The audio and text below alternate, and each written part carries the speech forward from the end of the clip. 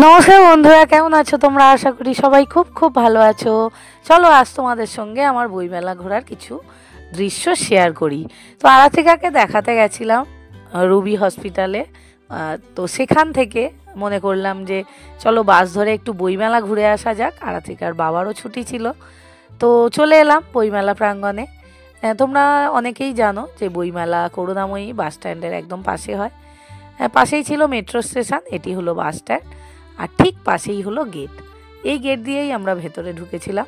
বিশ্বাস করো বন্ধুরা, আগে থেকে কোনো প্ল্যান ছিল না, হঠাৎ করে ঠিক হলো এবং হসপিটালের সামনে দিয়ে বাস যাচ্ছিল, তো উঠে পড়লাম বাসে এবং চলে এলাম বইমেলা প্রাঙ্গণে। তো চলো সামনের দিকে এগিয়ে যাই, গিয়ে তোমাদের আস্তে আস্তে আরও অনেক কিছু শেয়ার করি। চারিদিকের ক্রাউডটা দেখালাম। এদিক রবিবার ছিল, তো ওই জন্যে বেশ ভালোই ভিড় ছিল এবং সরস্বতী পুজোর আগের দিন ছিল, তো প্রচুর ইয়াং কাপল ছিল। এছাড়া যারা বইপ্রেমী তারাও এসছিল। তো দেখো দুদিকে বইয়ের দোকানের সম্ভার, তোমরা জানো এগুলো সব এক একটা পাবলিশারের স্টল। তো প্রত্যেকটা দোকানে ঢোকা তো সম্ভব নয়, ওই জন্যে কিছু কিছু দোকানে ঢুকেছি, সবই তোমাদের দেখাবো, চলো দেখে নিই।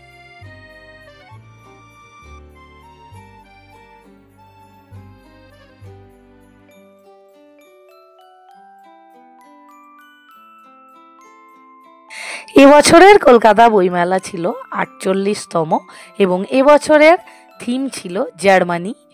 তো তোমরা বইমেলায় গেলে জার্মানির বিভিন্ন লেখক, কবি, এমনকি জার্মানির কালচার, ট্র্যাডিশন সব কিছু সম্পর্কে তোমরা জানতে পারবে। আমাদেরও বেশ ভালো লেগেছে গিয়ে। দেখো প্রথমে তোমাদের চারিদিকটা ঘুরিয়ে ঘুরিয়ে বিভিন্ন মানে বইয়ের দোকানগুলো দেখাচ্ছি। প্রত্যেকটা দোকানে ঢোকা তো সম্ভব হয়নি, কিছু কিছু দোকানে ঢুকেছিলাম, বইও দেখেছি। তো প্রথমেই আমরা চলে গেছিলাম একটি কালার বইয়ের দোকানে, যেখানে আরাত্রিকার জন্য কিছু এই ধরনের কালার বুক নিয়ে নিলাম। ও কালার করতে খুবই ভালোবাসে, তার জন্যে কিছু বই নিলাম ওর জন্যে, যে এক্সাম হয়ে গেলে তারপরে বাড়ি বসে কালার করবে। তো দেখো চারিদিকে ছোটদের বিভিন্ন ধরনের বই ছিল, তো সেখান থেকে আরাত্রিকার জন্য দুটো বই আমরা পছন্দ করে নিলাম, নিয়ে তারপরে আমরা অন্য দোকানে চলে গেলাম। সামনেই দেখতে পাচ্ছ পুনশ্চ ও পারুল প্রকাশনীর স্টল। তো পারুল প্রকাশনী থেকে আরাত্রিকার পড়াশোনার কাজে লাগবে এরকম কিছু বই নিলাম। তার ভেতর মেন্টাল ম্যাথ এবং গ্রামাটিক্যাল একটি বই ছিল, ও সামনে বছর 1-এ উঠবে, তো গ্রামারটাও সামনে বছর থেকে ফুলফিলভাবেই শিখবে। তো যার জন্য নিয়ে নিলাম এই ছুটিতে, মানে এক্সামের পর যেটুকুনি টাইম পাওয়া যাবে একটু প্র্যাকটিস করানো যাবে। তারপরে শিশু মণ্ডপ নামে এই দোকানটাতেও গেলাম, তার উল্টো দিকেও কিছু বইয়ের স্টল আছে, দেখিয়ে দিলাম। প্রচুর বইয়ের স্টল, তোমরা যারা যাও তারা জানো একদিনে পুরোটা কভার করা যায় না। তো আমরা 2 ঘন্টার ভেতর যেটুকুনি পেরেছি দেখেছি আর তোমাদের সঙ্গে শেয়ার করছি। দেখো ওর বাবা আর আরাত্রিকা ঢুকে গেছে আরাত্রিকার জন্য কিছু স্টোরি বুকস নেওয়ার জন্যে।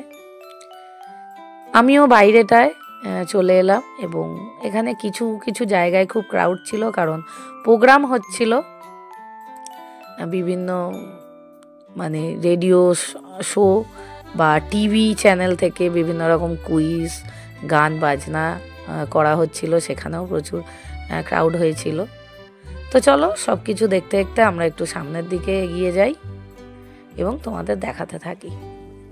চলে এলাম মা মাটি মানুষের স্টলে, খুব সুন্দরভাবে সাজানো গুছানো একটি স্টল, দেখতে খুব ভাল লাগছিল। উল্টো দিকে ছিল ক্যালকাটা পুলিশ আর তোমার ওয়েস্ট বেঙ্গল পুলিশের 2টি স্টল। কলকাতা পুলিশের যে স্টলটা ছিল সেখানে একটু ইভেন্ট হচ্ছিল, তাই ভিড় ছিল, ওখানে আর গেলাম না। ওয়েস্ট বেঙ্গল পুলিশের স্টলে গেলাম এবং সেখানে কিছু ইনফরমেটিভ জিনিস দেয়া ছিল, গিয়ে দেখলাম। এখানে গিয়ে আমরা হ্যান্ড গ্রেনেড এবং বিভিন্ন নর্মাল জিনিস কিভাবে বমে ট্রান্সফার করা হয় সেটা এখানে বোঝানো হচ্ছিল এবং বাচ্চাদের বলা হচ্ছিল যে এগুলো যে কোনো জায়গায় দেখলে তোমরা হাত দেবে না। খুঁটিনাটি জিনিস দিয়ে কিভাবে বম তৈরি হয়, তো সেটাই এখানে বলা ছিল। এছাড়াও বিভিন্ন রকম টুলস যেগুলো ডিফেন্সের কাজে ব্যবহার করা হয় সেগুলো এখানে ছিল। এই যে বিভিন্ন ধরনের বন্দুকও ছিল, এগুলোর কিন্তু নামও এক এক রকম। নাম্বারও আলাদা এবং ফাংশনও কিন্তু সব আলাদা আলাদা। তো গিয়ে একটু দেখলাম, আরাত্রিকার বাবা বলে বলে দিচ্ছিল। তারপরে এই যে দেখতে পাচ্ছ একটি রোবট গাড়ি এবং কিছু টুলস বিভিন্ন রকম, তোমার সেফটি ডিভাইস কিছু আছে, এছাড়া আরও কিছু টুলস আছে, এছাড়া আরও কিছু বন্দুকও এনে শো করা ছিল। বন্দুকগুলো দেখতে সব একই ধরনের হলেও এক একটার ফাংশন কিন্তু এক এক রকম। তারপরে ট্রাফিকের উপর কিছু মডেল করা ছিল এবং কিছু জিনিস বোঝানো হচ্ছিল। আর এটা ছিল কিন্তু ক্যালকাটা পুলিশের, ওয়েস্ট বেঙ্গল পুলিশের স্টল থেকে বেরিয়ে চলে এলাম ক্যালকাটা পুলিশের স্টলে। সেখানেও কিছু জিনিস দেখলাম। ট্রাফিকের উপর বেশি বলা ছিল, এখানে ইভেন্ট হচ্ছিল, সবাই দেখো হাত তুলছে। তো সেখানে দেখে তারপর বাইরে বেরিয়ে এলাম। ভীষণ যত রাত বাড়ছিল ভিড়ও বেড়ে যাচ্ছিল। আমার জন্য কিছু বই কেনার ছিল। আড়া মোটামুটি বই কিনে ফেলেছি। এবার আমি যাব আমার কিছু বই কেনার জন্যে। তার আগে পুরোটা ঘুরিয়ে ঘুরিয়ে তোমাদের দেখাই। তো আমি পছন্দ করি মেনলি ডিটেকটিভ বই এবং কিছু স্পেসিফিক লেখকের। তো সেই বিষয়েই বই কিনবো বলে আমি বিভিন্ন স্টলে গেছিলাম। একটু সময় নিয়ে আসলে ভালো হতো, কি আর করা যাবে, সময়ের তো প্রচণ্ড অভাব সবারই। আমরা কিন্তু আমাদের জীবনে বই পড়ার অভ্যাস অনেকটাই কমিয়ে দিয়েছি, সব ফোন নির্ভর হয়ে গেছি। তো আমি বঙ্গবাণী থেকে একটি সাসপেন্স থ্রিলার নিয়ে নিলাম। তারপরে সামনের দিকে চলো এগিয়ে চলি। তো যেটা বলছিলাম বন্ধুরা, আমরা যদি আমাদের জীবনে বই পড়াটাকে আবার ফিরিয়ে আনতে পারি, আমরা কিন্তু অনেকটাই ফোনের অ্যাডিকশান থেকে দূরে থাকতে পারবো এবং আমাদের পরের জেনারেশান মানে আমাদের বাচ্চাদের কিন্তু বই পড়ার প্রতি আগ্রহী করতে পারবো।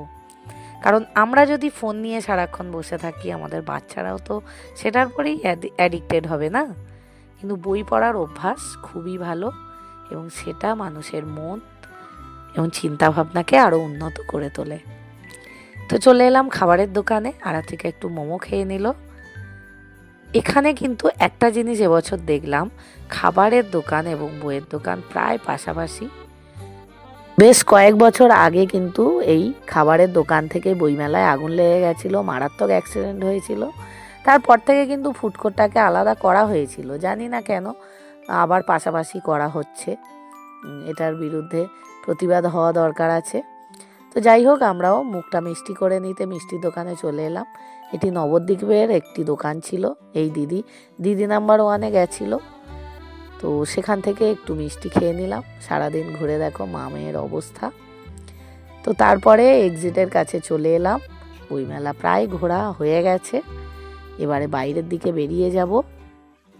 অনেকটাই সময় হয়ে গেছে, রাত হয়ে যাচ্ছে, বাড়ি ফিরতে হবে। তো এটি হলো বইমেলার মেন গেট। আমরা অন্য একটি গেট দিয়ে ঢুকেছিলাম। আমরা সরাসরি করুণাময়ী বাস স্ট্যান্ডের কাছে যে গেটটি ওটা দিয়ে ঢুকেছি। তো রাস্তায় যেতে যেতে সুন্দর ফোয়ারার ভেতর লাইটিংয়ে করা বুক ফেয়ার বলে লেখা দেখলাম। সামনের দিকে এগিয়ে গেলাম।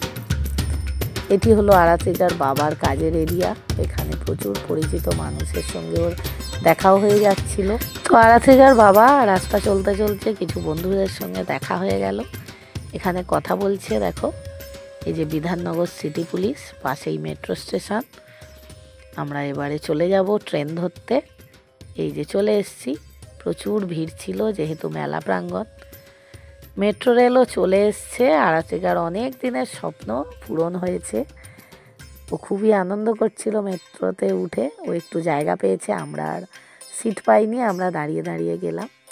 এবং মেট্রো চলতে শুরু করলে নিচের মেলা প্রাঙ্গণটি সুন্দরভাবে উপভোগ করলাম। দেখো দেখা যাচ্ছে। তো কেমন লাগলো ভিডিওটি অবশ্যই কমেন্ট করে জানিও, লাইক করো, শেয়ার করো, পাশে থেকো। যারা সাবস্ক্রাইব না করে দেখছো তারা সাবস্ক্রাইব করে দিও। টাটা।